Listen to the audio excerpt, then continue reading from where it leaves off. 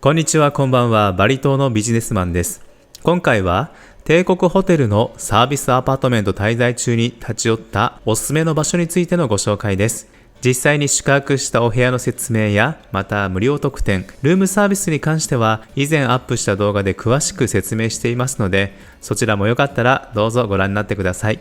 まず最初にご紹介するのは、ホテルのロビー入ってすぐ左側にあるインペリアルタイムスです。ここには帝国ホテルの初代会長でもある渋沢栄一の残した言葉や功績、そして帝国ホテルのこれまでの歴史についての詳しい資料が展示されています。こちらにはプロローグとして帝国ホテルの創業の経緯が書かれていました。今から約134年前、近代化を進める日本にとってふさわしい来日外国人の滞在先の整備は急務となっていました。そこで政府から声をかけられたのが渋沢栄一と大倉喜八郎。彼らを発起人として帝国ホテルの歴史が始まりました。帝国ホテルの建設は基礎工事は洋式だったようですが、日本の伝統を取り入れるためにドイツから招いた建設技術者たちをあえて京都や奈良に連れて行って伝統的な建築技法を研究させたようです。そして帝国ホテルが完成し、無事開業することができました。こちらが初代帝国ホテルの模型となっています。現代の帝国ホテルとは全く違う形をしていますよね。バリ島のビーチにありそうなビラのような感じです。そしてこちらが建て替えられた2代目の帝国ホテルの模型です。フランク・ロイド・ライトの設計によるもので、通称ライト館と呼ばれていて、その美しさから東洋の宝石と呼ばれたようです。当時の写真も載っていました。もし今も当時の姿のまま残っていたら、きっと素敵なホテルだったでしょうね。インペリアルタイムス内には大画面のテレビで帝国ホテルの歴史、また CG で再現された当時のライト館の様子が詳しく説明されていました。この CG は本当にすごいので一見の価値があるのでおすすめです。こちらは初代会長の渋沢栄一が帝国ホテルに残した言葉です。いろいろの風俗習慣のいろいろの国のお客を送迎することは大変にご苦労なことである。骨の折れる仕事である。しかしながら君たちが丁寧によく尽くしてくれれば、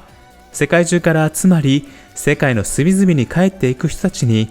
日本を忘れずに帰らせ、一生日本を懐かしく思い出させることのできる国家のためにも非常に大切な仕事である。精進してやってくださいよ。今回帝国ホテルに30泊しましたが、この言葉がホテルマン一人一人にしっかり受け継げられていると僕は感じました。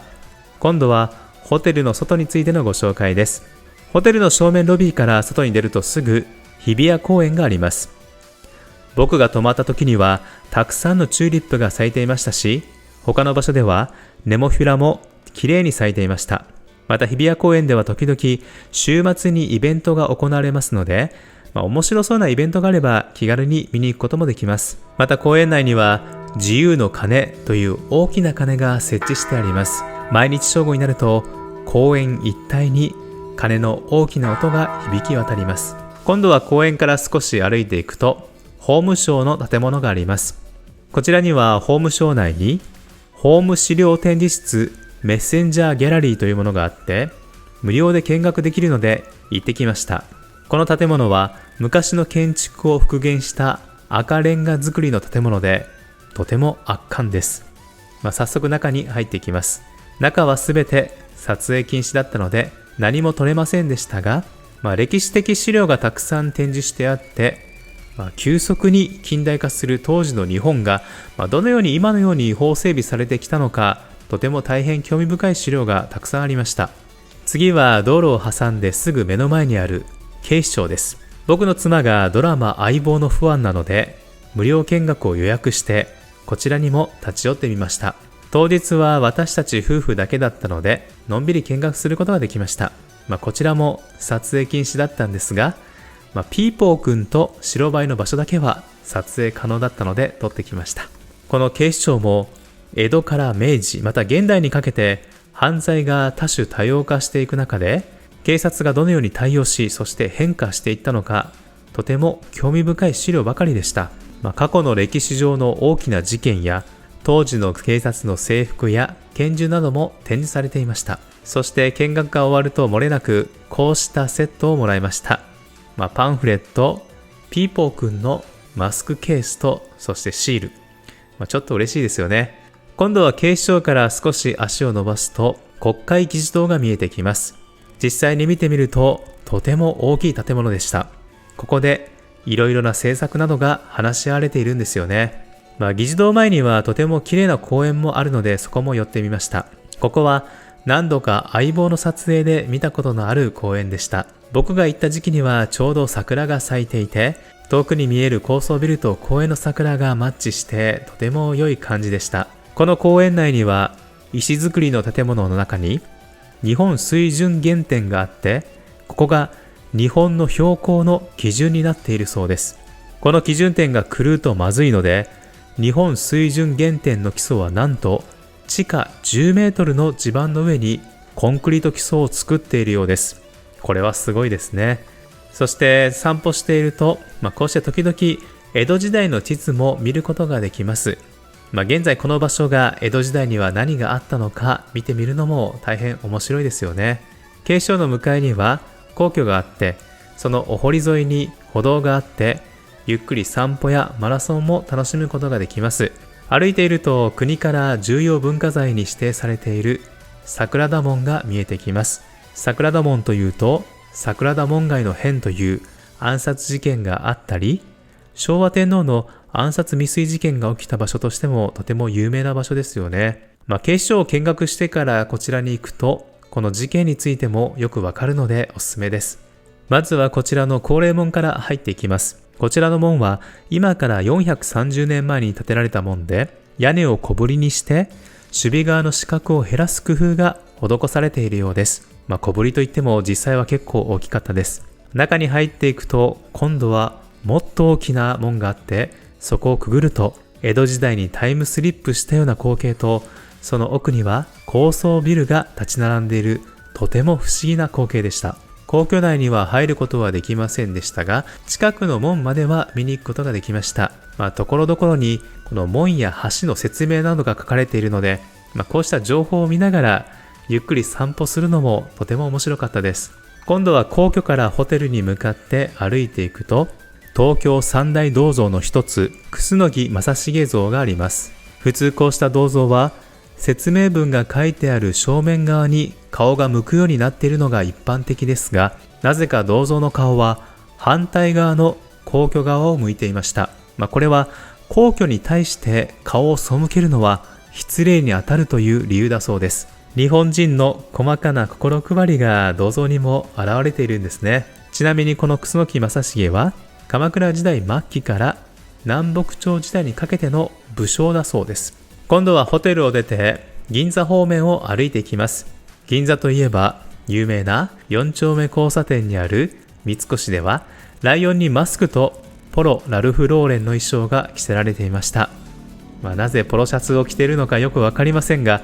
さすが銀座のライオンもブランド物を着ているんですよね。こちらは帝国ホテルマンおすすめの銀座6の屋上から見た景色です。帝国ホテルが見えるので、線路側の部屋に泊まられた方は、ここから自分の部屋を探すのも面白いかもしれません。こちらは東急プラザ銀座の屋上にあるキリコテラスです。こちらも無料で登れて、いくつか椅子があるので、銀座の景色を見ながらゆっくりすることもできます。また、この東急プラザの屋上に行くときに、エレベーターを登るとき、横のエルメスのビルの屋上に馬に乗った兵士の像が見えます。この像にはいつもエルメスの新作のスカーフがかけられているそうです。ですので、エルメス好きの方はぜひチェックしてみてください。今度は夜の散歩です。個人的には昼より夜の散歩をお勧めします。目の前にある日比谷公園の噴水は夜はこのようにライトアップされていて、とても綺麗なので、カップルで行くことをお勧めいたします。こちらは夜の国会議事堂。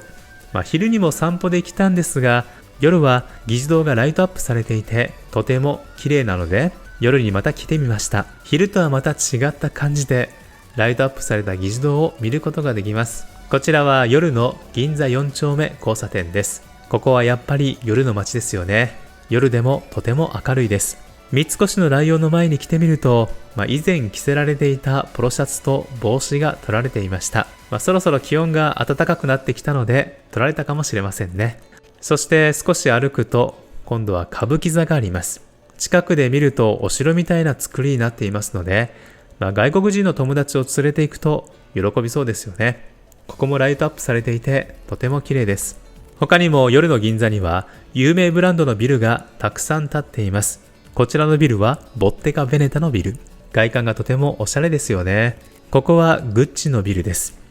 みんなそれぞれ個性的なビルになっています。こちらはルイ・ヴィトン。エナメル質でできたようなビルですよね。夜になるとこうしてビル自体が光って見えます。このビル、中から外が見えるんですかね。こちらはフェラガモのビルです。昼に見ると普通のビルなんですが、夜はこうして綺麗にライトアップされています。こちらはクリスチャン・ディオールが入っているビルです。夜になるとやっぱり目立ちますよね。ここは日本が誇る楽器メーカーのヤマハのビル。楽器メーカーなのにモザイク調でとてもおしゃれなビルです。他の海外ブランドのビルに全く負けていません。こちらはガラスタイル張りのような作りのエルメスのビル。とても明るくてひときわ目立っています。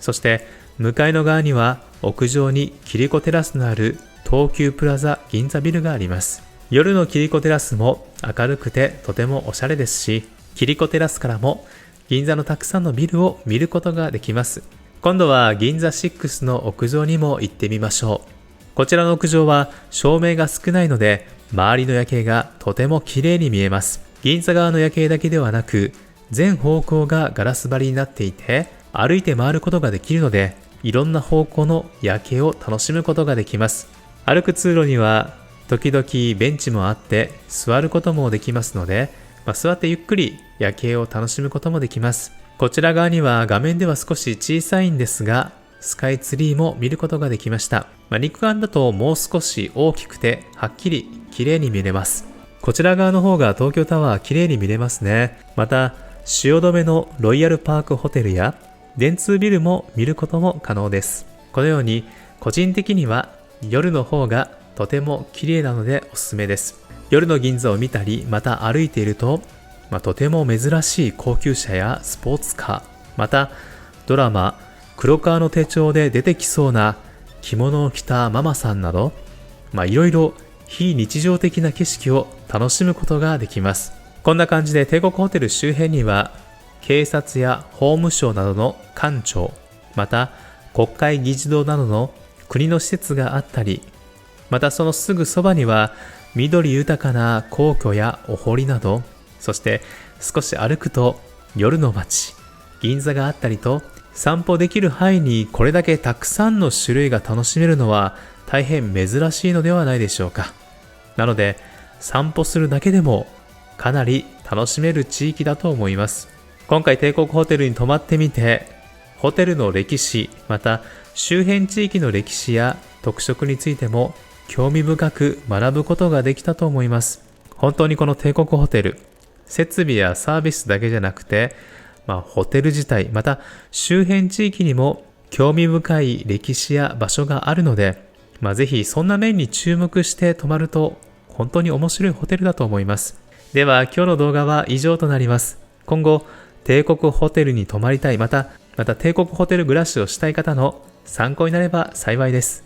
もしよければ高評価、またチャンネル登録もよろしくお願いします。今日も最後までご視聴ありがとうございました。